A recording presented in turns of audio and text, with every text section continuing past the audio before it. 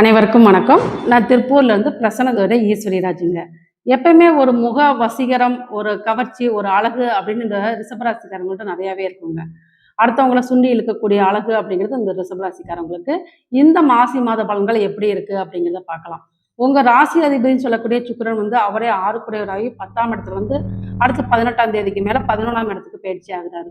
அப்படிங்கிறப்போ அதாவது ஒரு வேலையில இருக்கீங்க அப்படின்னா நீங்களே ஒரு தொழில் செய்யக்கூடிய எண்ணங்களை உங்களுக்கு உருவாக்கி கொடுக்கும். கண்டிப்பா இந்த காலகட்டம் நீங்க ஒரு தொழிலை உருவாக்குவீங்க. ஆனா அந்த தொழிலை நீங்க கடுமையா உழைக்கக்கூடிய அமைப்பை ஏற்படுத்தி கொடுக்கும். ஏன்னா உங்க ராசி அதிபதினு சொல்லக்கூடிய சுக்கிரன் வந்து சனியோட சேரப்ப நீங்க அங்க கடும் முயற்சி, கடும் உழைப்பு அப்படிங்கிறத நீங்க கொடுத்தே ஆகணும் அப்படிங்கிறது தான்.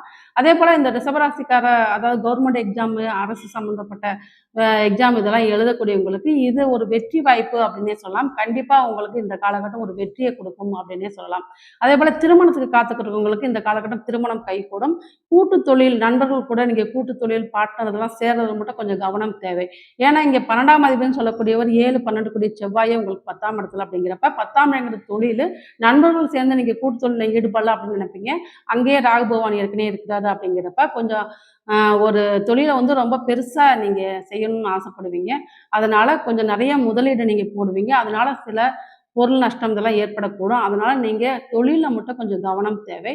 மத்தபடி உங்களுக்கு 10ஆம் இடத்துல சூரியன், செவ்வாய் திக்பலம் ஆகுறாங்க அப்படிங்கிறப்போ, உங்களுக்கு அரசு, அரசாங்கம் சம்மந்தப்பட்ட வழியில உங்களுக்கு ஒரு இந்த காலகட்டம் ஒரு சப்போர்ட்டிங் இருக்கு. நீங்க எதிர்பார்த்த ஆசைகள் எல்லாமே நிறைவேறும் அப்படின்னே சொல்லலாம்.